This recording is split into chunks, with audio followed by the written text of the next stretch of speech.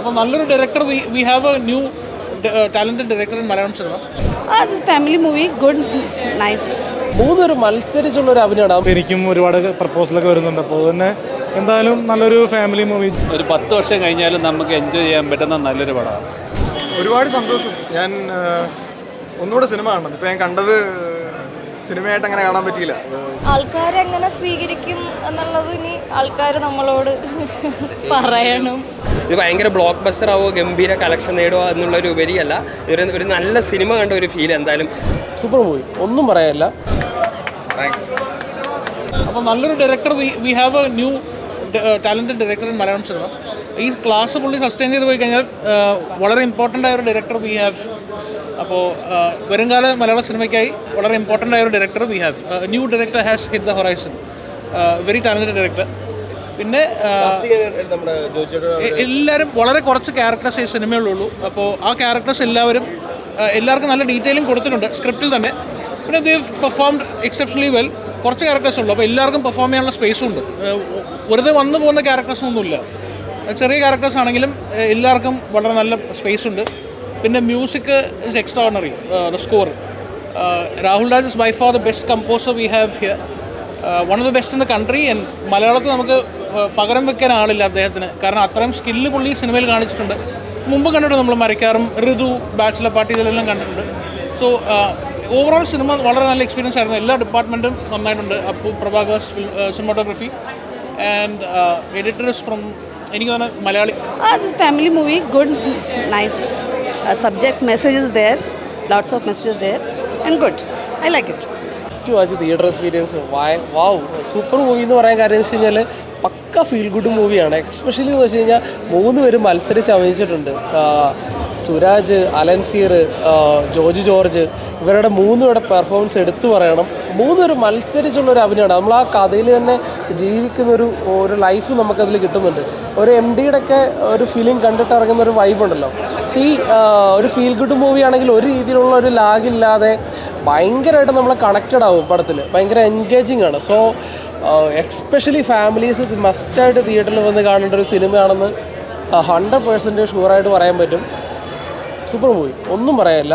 മലയാളം വളരെ രസമായിട്ടുള്ളൊരു family emotional ഡ്രാമയാണ്.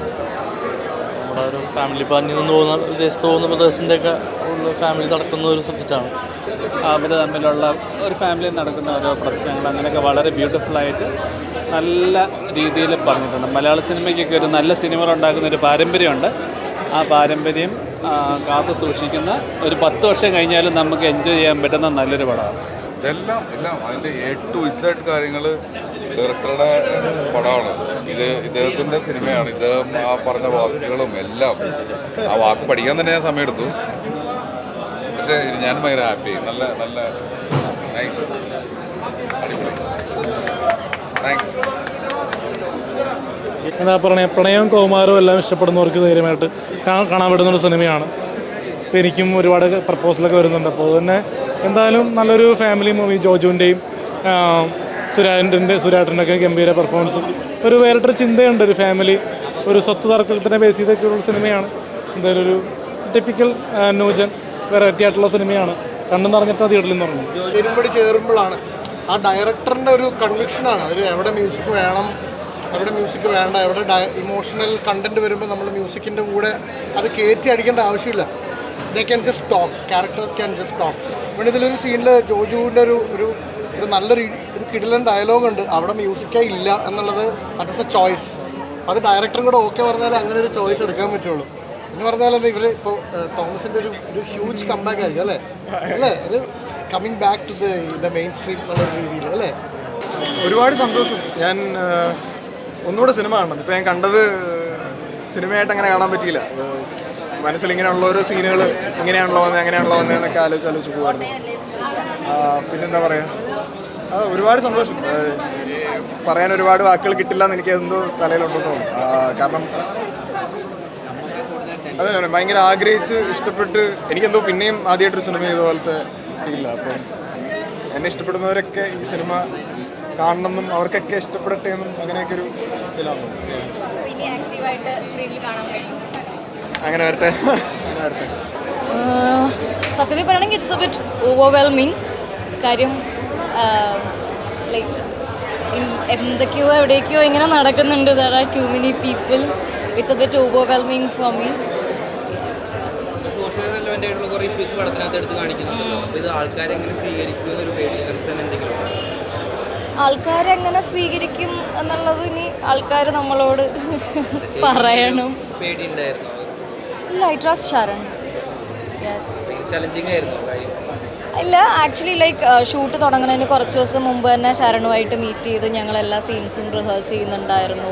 അപ്പോൾ ക്യാരക്ടറിനെ പറ്റിയുള്ള കാര്യങ്ങളൊക്കെ സംസാരിക്കുകയും about my perspective and his perspective, and we have debates and everything. And ഇത് ഭയങ്കര ബ്ലോക്ക് ബസ്റ്റർ ആവുമോ ഗംഭീര കളക്ഷൻ നേടുമോ എന്നുള്ളൊരു ഉപരിയല്ല, ഒരു നല്ല സിനിമ കണ്ട ഒരു ഫീൽ എന്തായാലും അങ്ങനെയുണ്ടല്ലോ ചില സിനിമകൾ നല്ല കഥ നല്ല ഫീല്, ആ ഒരു ഫീല് തന്ന ഒരു സിനിമയാണ്. ഫാമിലിയുടെ കൂടെ കണ്ടിരിക്കാവുന്ന, നിങ്ങൾക്ക് ബ്രദേഴ്സ് അങ്ങനെ എന്താണ് മുതിർന്നവരൊക്കെ ഉണ്ടെങ്കിൽ അല്ലെങ്കിൽ അച്ഛന്മാരൊക്കെ കൂട്ടിയിട്ട് അങ്ങനെ ചെറിയച്ഛന്മാരൊക്കെ കൂട്ടിയിട്ട് കാണേണ്ട അങ്ങനത്തെ ഒരു ടൈപ്പ് ഓഫ് മൂവിയാണ്. എല്ലാ കുടുംബത്തിലും നടക്കുന്ന ഒരു കഥയാണ്. ഗംഭീരമായിട്ട് സ്ക്രീനിൽ വന്നിട്ടുണ്ട്. അപ്പോൾ ശരണിൻ്റെ ഒരു ആദ്യ ഡയറക്ഷനും കൂടിയാണ്. എല്ലാം കൊണ്ടും സിനിമ ഒരു ഫാമിലിക്ക് ഇഷ്ടപ്പെടുന്ന രീതിയിൽ വളരെ റിയലിസ്റ്റിക് ആയിട്ടുള്ള നല്ലൊരു കഥയായിട്ടാണ് ഗുഡ്വില്ല് കിഷ്കിന്ത ചെയ്ത ഗുഡ്വില്ലാണ്. അതുപോലെ നല്ലൊരു സ്റ്റോറി ആയിട്ടാണ് ഗുഡ്വില്ല് ഇപ്രാവശ്യം വന്നിരിക്കുന്നത്. ഇത്തരം നല്ല സിനിമകളെ ബാക്ക് ചെയ്യുക. Thank you.